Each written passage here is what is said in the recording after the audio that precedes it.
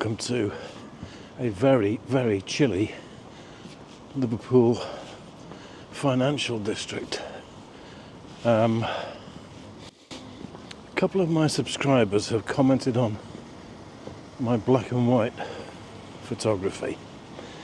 So today I thought I'd concentrate more on that and tell you a little bit about how I go about assessing the subject, photographing it, and then editing it. So let's see what we can do.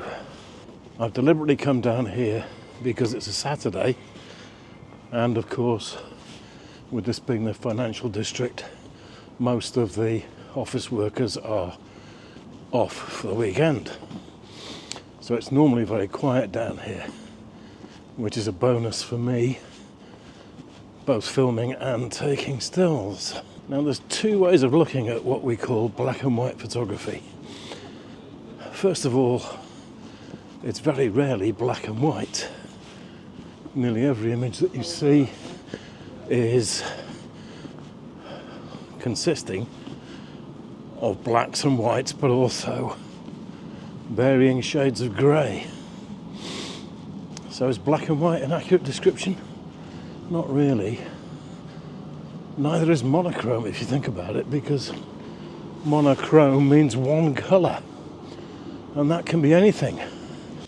You can tint it sepia, you can gold tone it, turn it any colour you want. So when you think about it, the term black and white or monochrome is really quite inaccurate. But that's being pernickety. We all know what we're talking about, don't we, really? This is St. Paul's Square, relatively new development of office blocks, and it usually offers some subject matter. Very, very few people around today, so it's going to be architectural stuff. And as you can probably tell already, the light is incredibly flat and very, very grey. Today I've brought out the Sony A7 Mark II with a couple of vintage lenses. I've got the 50mm 1.7 Fujinon, which is a lens that I think is really, really good, nice and sharp. And I've also got my battered 28mm 3.5 Takuma lens, both M42 screw thread, and I just thought it's a nice opportunity to try and get some images with those two lenses. So let's put the Osmo down and see what we can get.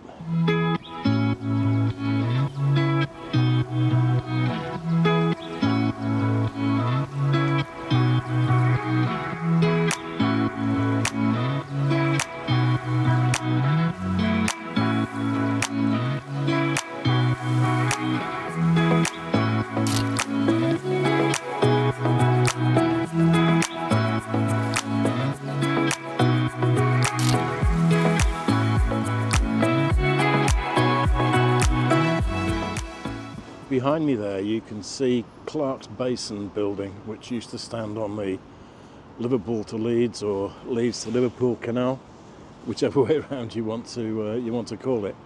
And it's now surrounded by high-rise buildings and hotels and things like that.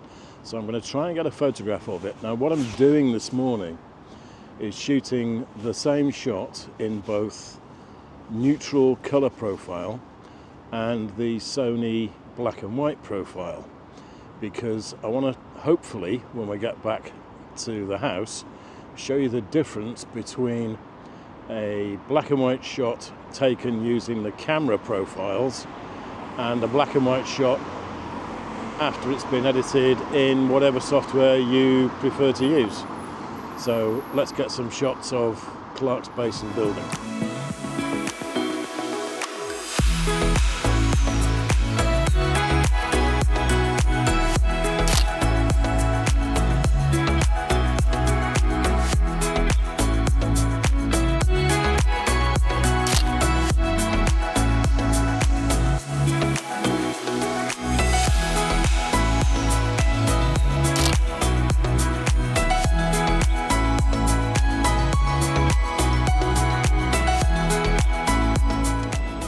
There's a subject to be captured in colour, isn't it? My goodness me. I've never seen one before. It's a Lotus EV. No idea what they call it. But, gosh, what a spectacular looking car that is. Wow. You certainly won't miss that in the car park.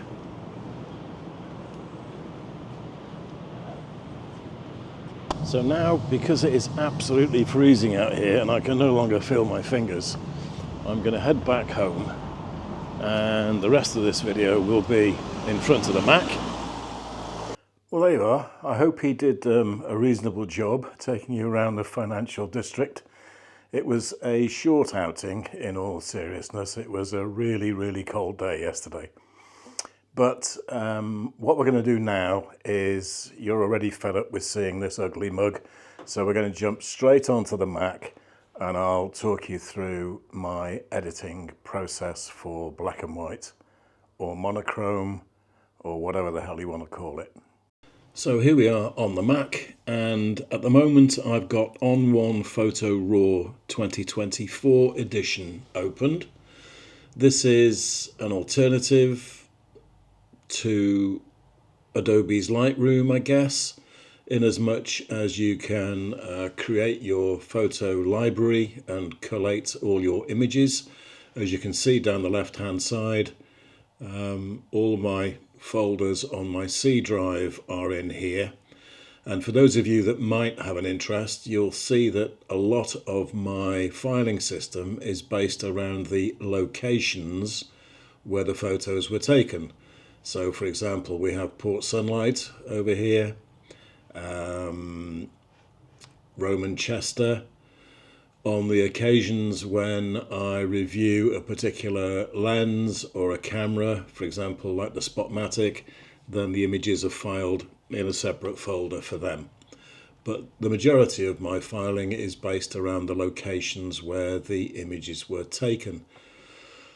Anyway, back to today, and this is the selection of images which I took the other day in the financial district and other parts of Liverpool. So what I wanted to do was to pick on a particular image and show you the basic way that I go about editing my black and white shots. Okay, so what are we going to do? We are going to select an image which I've taken already of the Clark's Basin area.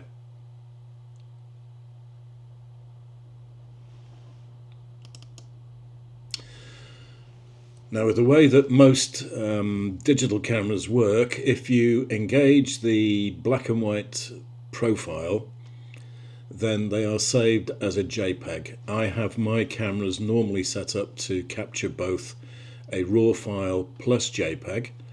The RAW files, of course, contain all the color information as well.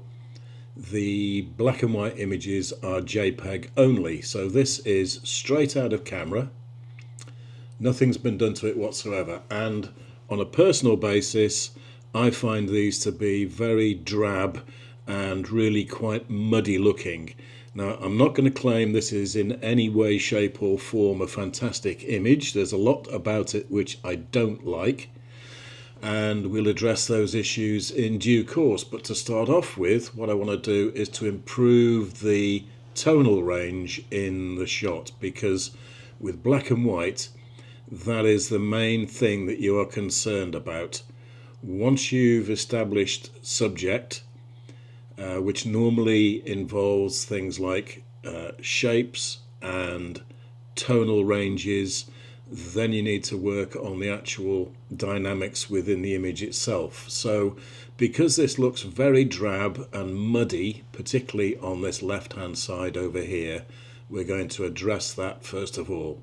But bear in mind, this is as it came straight out of the camera. So we will select our tone and color.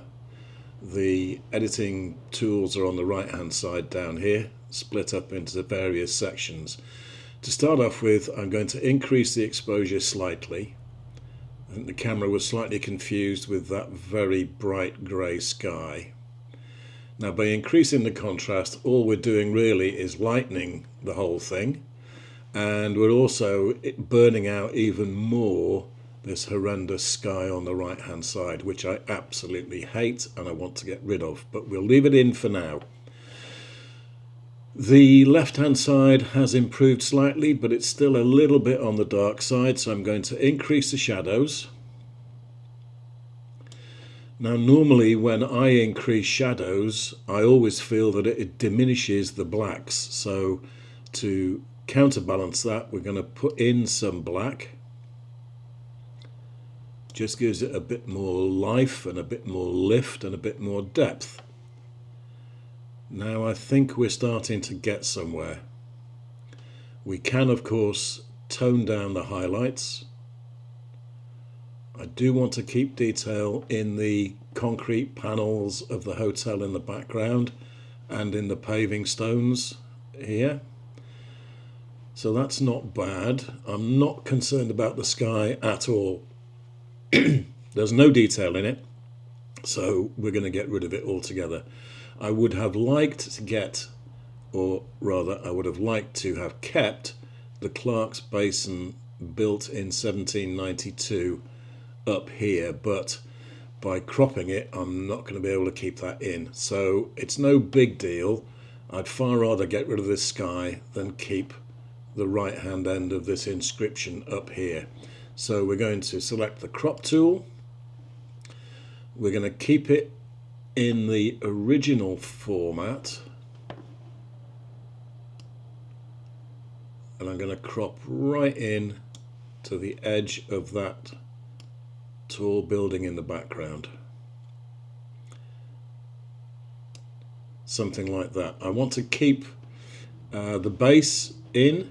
I don't want to lose the base of this frame here, but I do want to get rid of the sky. So we will press enter,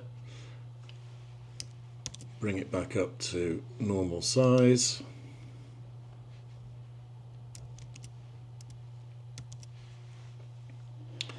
And I'm feeling a bit more content with that. I don't think it's anything to really shout about, but it's an improvement. That's the main thing. Now, at this stage, I'm quite happy to save that as it is. So we're going to export it.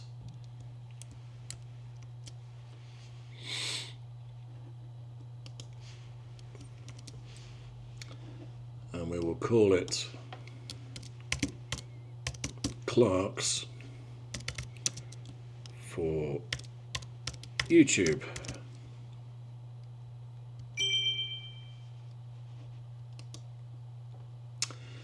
And when we do that, it opens up our folder with the images in.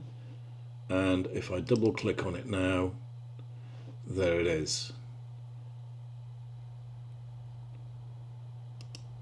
And if I just compare that with the original and put them side by side, just let me reduce them in size slightly. So straight away you get an idea of the difference that some very quick and very straightforward editing can make. So I suppose the point I'm trying to get across to you is that do not think that your camera's black and white profile is going to give you automatically brilliant results. In my opinion, very few of them ever do. Now, there's a caveat to that, and it relates to, in particular, cameras like the Leica monochrome cameras, which only generate black and white images. I have no experience of them whatsoever.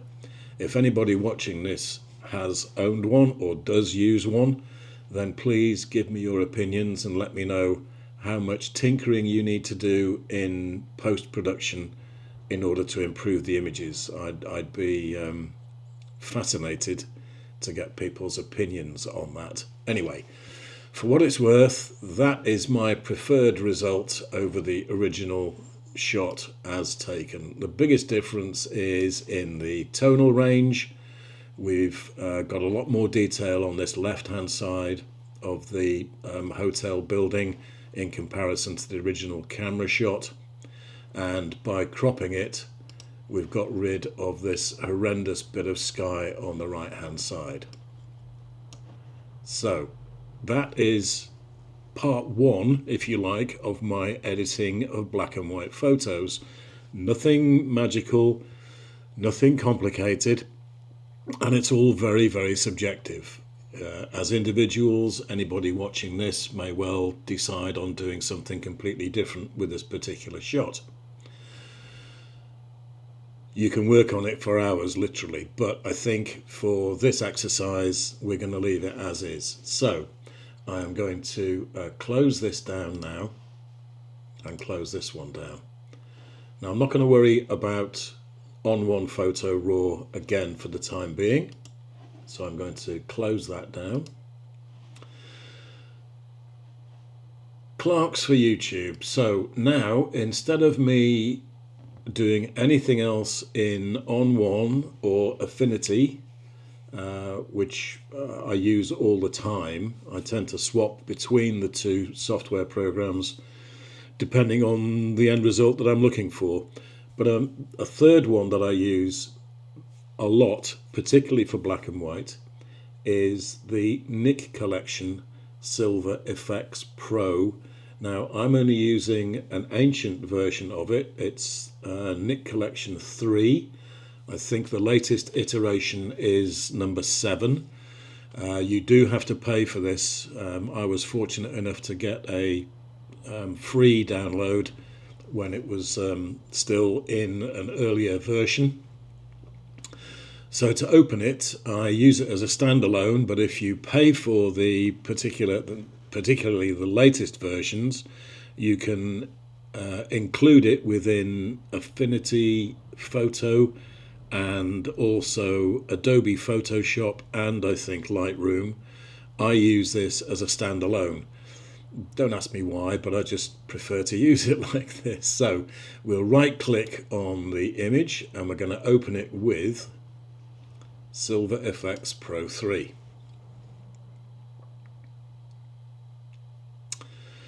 And there we are. So that's the image as we saved it. And what you can see is two things. To the left, you have a variety of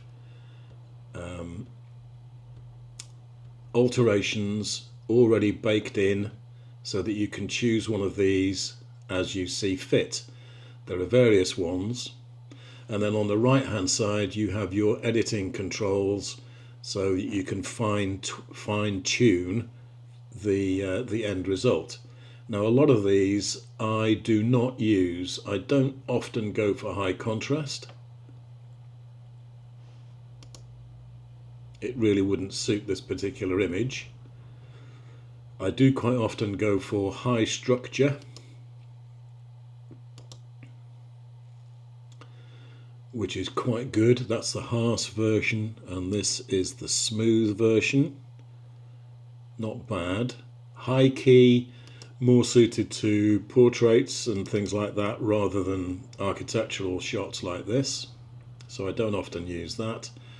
I've never really used low key. Now the push process and graduated again wouldn't be suitable for this image. It might well suit the full dynamic range setting. Quite like that. That's the harsh version and that's the smooth version. Now I prefer the harsh version, so I think we're going to stick with that. Full spectrum might work as well.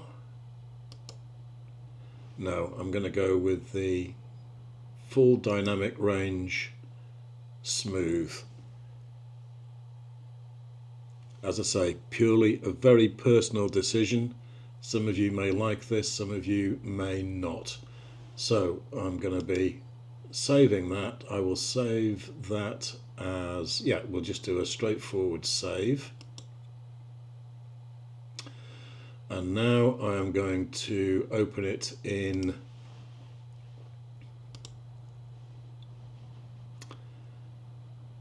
Nik Collection Colour FX, which is actually version 5. Now you might think, why on earth bother doing that? Well, it's quite simple.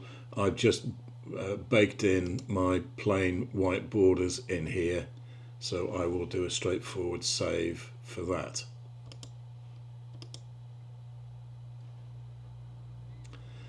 And that's it. So that is my chosen result. And where are we? That is the result straight out of camera. I think you'd agree there's a massive difference between the two images. Now, whether you would have chosen the effects that I decided upon for this particular shot, it's all very subjective, but whatever you think, you can't argue that the comparison between the image straight out of camera and once it's been tweaked is really obvious, let's be honest. Now you can take all these edits to the nth degree, but I think for the purpose of today's video, I hope it shows you how I approach my editing, and I do try and keep it simple. I've gotten into the habit of doing it this way. I'm not saying it's necessarily the right way or the quickest way, it's my way. And you know my ethos really. If it works for you as the photographer, then there's nothing wrong with it. Just stick with it. Sometimes you pick up hints and tips from people and you think, oh, why wasn't I doing that years ago? So much quicker, so much easier. But as I say, I've settled into this way of working, and I hope it makes sense to you. And we'll show you some more images that were taken on the day to give you an idea both before shots and after shots.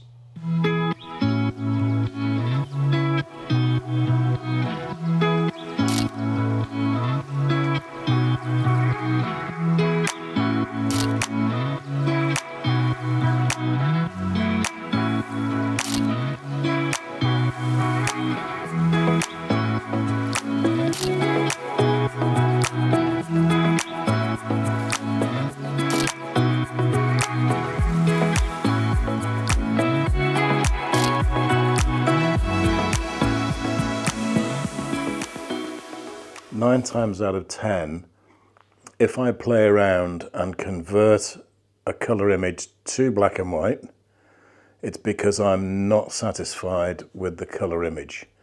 It might be something to do with composition, it might be the colour choices. Are you with me? Some colours might jar, but for whatever reason, 9 times out of 10 I would say that I choose to convert an image to black and white because I don't like it in colour. So let me know in the comments down below whether you also share that particular outlook, and obviously any comments that you have, always very gratefully received. I hope you enjoy your photography and your editing, whether it's black and white or colour, monochrome, whatever you want to call it. I give up, honestly I give up. But anyway, enjoy your photography, and I'll see you all really soon for another video. Bye bye for now.